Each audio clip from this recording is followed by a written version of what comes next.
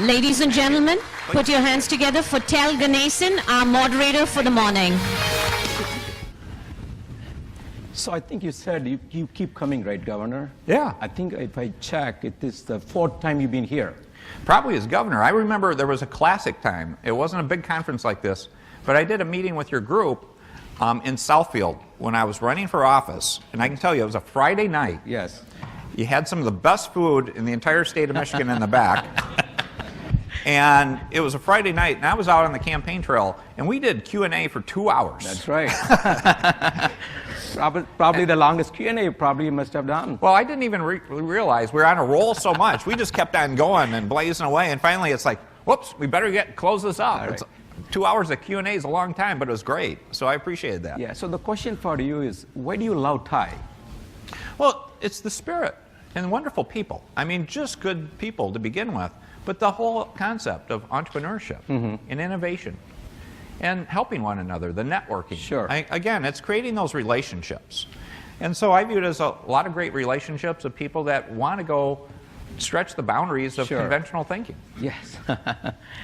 So as an entrepreneur, as a president and CEO of Gateway in the past, and as a VC, and as a governor, nobody understands the investment climate than you. So where do we stand today in Michigan in terms of investment? Yeah, the investment climate in Michigan is very good. Again, we're strong and stable as a state. Okay. Again, one of the things I'm really proud of, and this is the CPA in me coming out of, is we're financially responsible. And that's not a true statement of a lot of government, to be open with you. In terms of looking at long-term liabilities, of paying the debts that you owe, we've really reformed things. We actually get our budget done 3 months ahead of schedule, and we've done it for 6 years in a row. We've paid down our liabilities. Our liabilities are a third less than what they were 5 years ago. And we have money in our rainy day fund. So we've really created a stable environment because I want people to feel confident.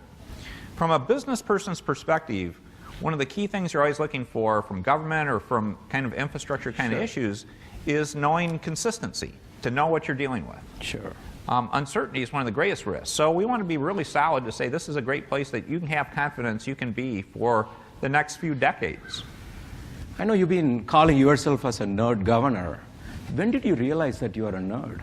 Oh, I've been a nerd my whole life, and I'm a proud nerd. And it's funny, it goes back to, I love to learn about everything. Okay. And I did that since I was a young kid. I mean, I had collections. You can think about all the traditional collections you could when you were a kid. I was collecting everything because I like to learn about everything. And a couple funny stories is my sister actually is quite a bit older, and they used to have to buy their school books quite often back in the 50s.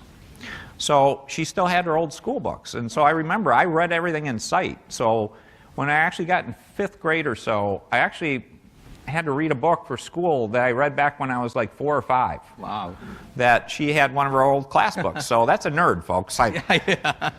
Truly is. But the title, the nerd thing really came from how I went to college. Okay. Because I got my bachelor's when I was 19, my MBA when I was 20, and my law degree when I was 23. Wow. So that really, when they hear that, it's like, God, this guy's a nerd.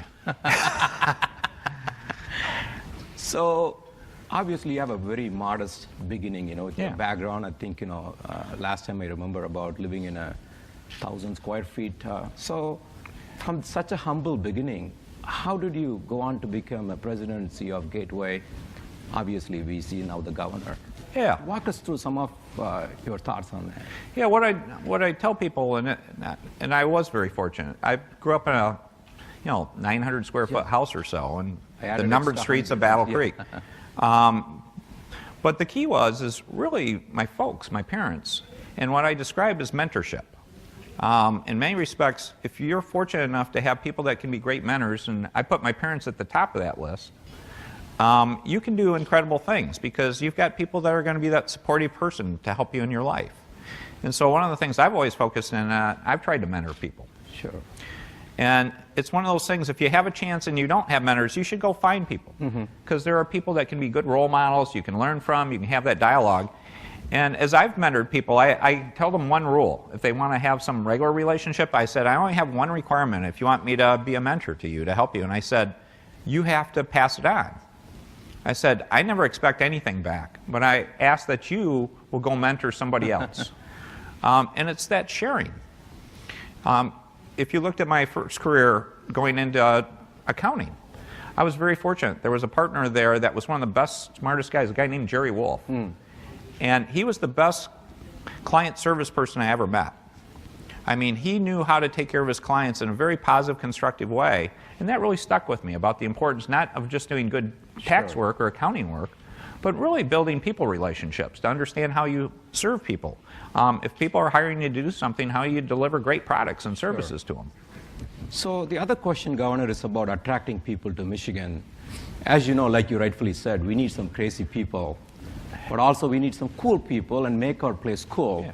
Because as you know, in this mobility, a lot of things are happening in the Silicon Valley, whether it is technology or mobility. But the coolness that is there seems to be not here in our city, in our state. What can you, as a governor, do to make our place cool? Yeah, well, it is. Again, that's where I go back to Detroit's comeback. Okay. Detroit is a place that's viewed as cool. It's one of the, and up and coming. People want to be in a place like that where it's got that, you know, vibrancy, that grittiness that's coming back. Occasionally, relentless positive action guy, but occasionally I've made the statement, do you want to be another yuppie in Chicago or you want to make a difference in Detroit? Because we want the people that just don't want to blend in and be part of a bigger crowd. We want people that want to come in and make their mark in a positive way in a community. Sure. And if you look at it, Detroit's that place. If you look at it, Grand Rapids. I don't know if many of you have been in Grand Rapids in some time, but Grand Rapids is just booming. Sure. It's really exciting. They have Art Prize there. Art Prize is the best illustration of great culture and economic development combined into one of any place in the country. So it's exciting to see. Obviously, we've got other great places, Ann Arbor. So there's a lot of great communities here that have that attitude and are doing that. Our biggest issue typically in Michigan is again, we're not good at marketing. There's a humility to Midwesterners, and we need to be louder and prouder about our state. Okay. So we need, actually, I ask all of you to be ambassadors for Michigan. And when people bring up the topic or talk about it, just make sure they know the facts of the cool stuff going on here, and people want to be part of that. Sure. Last question for the day, Governor. So how can an organization like TIE can work with MEDC, your office, to really move Michigan forward as we continue to be the leader of mobility? Yeah, well, some specific actions. Sure. Again, I would give you an illustration of a couple of those programs I talked about. Look at this room of entrepreneurs. I love your tagline, Ignite to Disrupt. It's great. But these are the kind of things to help get more involved with FIRST Robotics, FIRST. Or this whole idea of we're going to do much more in computer science in terms of coding and different development opportunities for these young people. They need mentors. And they need people to say, if you do this, this is the kind of thing you can end up becoming. Sure. Because people want to see some realistic, tangible illustration of what that, if you work hard, what that success can look like. And you're those successful entrepreneurs. And you'd be great role models for these folk, these young people.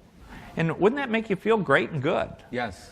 That one, you're finding people you may want to hire at some point, but other people that are going to develop businesses that you can do business with, or just helping people, help the broader community.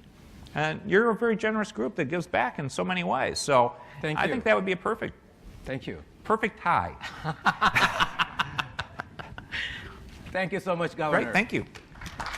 Let's give a tie applause to Governor Snyder. Thank you. Thank you.